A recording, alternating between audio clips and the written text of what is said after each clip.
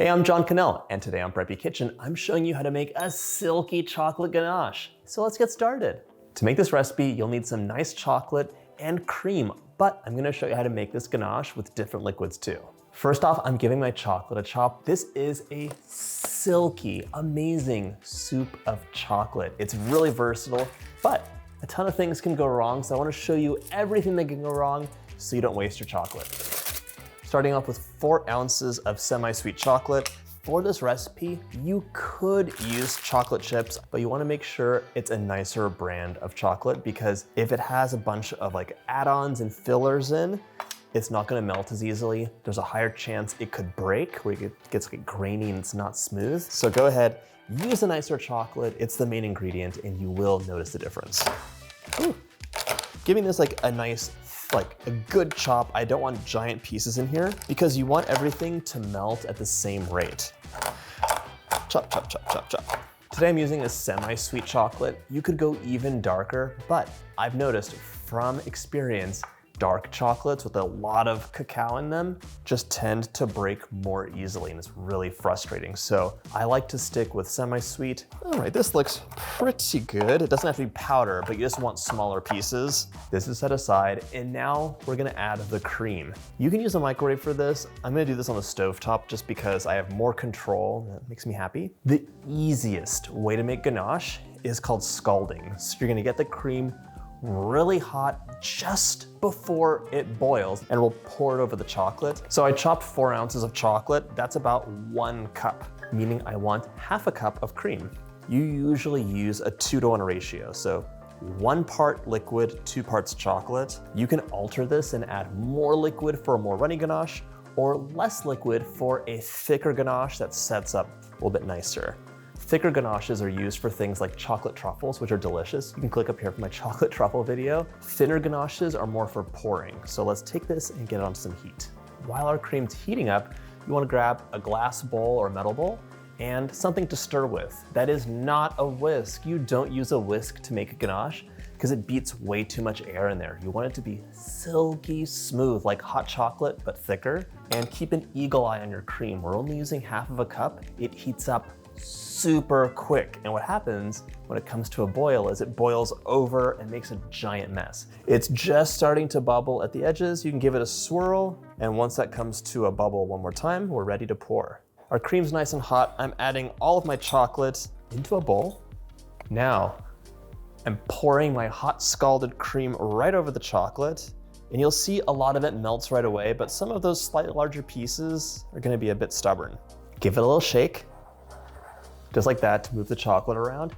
And you can let this sit for a while. I like to cover it too. You can grab just about anything and just cover it up so it retains some of the heat. This is gonna set for about 4 to 5 minutes. Just let it melt the chocolate. And the main thing is you don't wanna burn the chocolate. If you burn the chocolate, the ganache is gonna get ruined. It's just like, there's no way to come back if the chocolate burns. So we're using low heat to really melt it slowly. If you don't want to use your stove and you want to do the microwave, go ahead and just put your cream in this bowl, microwave it on low power in short bursts. And once it starts to come to a boil, like almost starting to boil when it's scalded, pour the chocolate in and cover it up. It works just the same. I get a ton of questions about how to make a ganache without using cream. And the answer is you can use milk, you could use coffee, you can use water. So I wanna show you how to make a water ganache. It actually comes in really handy. And a lot of times when we can't get cream,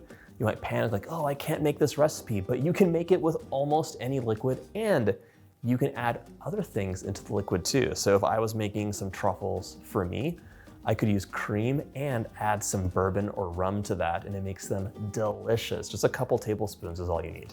While this melts away, I'm gonna make the water ganache and show you how easy it is. So for my water ganache, I'm actually gonna use chocolate chips, 1 cup, using the same 2-to-1 ratio. And I'm using a double boiler, so I have some water simmering in a small pot over there. Half a cup of water right into the chocolate chips, and we're gonna be stirring over heat. So come on over. This looks so wrong, but it's actually right. So a good hint for any chocolate recipe is either to add some coffee in or add some espresso powder to the recipe, and it just amps the flavor up. So when you're doing this over heat, I think it's nice to just keep stirring. And anytime you're doing a double boiler with chocolate, be gentle. And you can even take this off heat and keep stirring if you feel like it's getting warm, and then put it back on heat or turn the heat off, and the residual heat will keep things nice and melted. This looks super thin and watery right now, but one thing to know about all ganaches, the hotter it is, the thinner the consistency will be. So you can't trust and judge based on what you see when it's hot. So here's the deal. You didn't see this happen. No one uses a whisk for a ganache. It is not okay, don't do it. But if you're making a water ganache, you might need to get the whisk out just to agitate it more, because there were some chocolate solids holding together and making it seem grainy.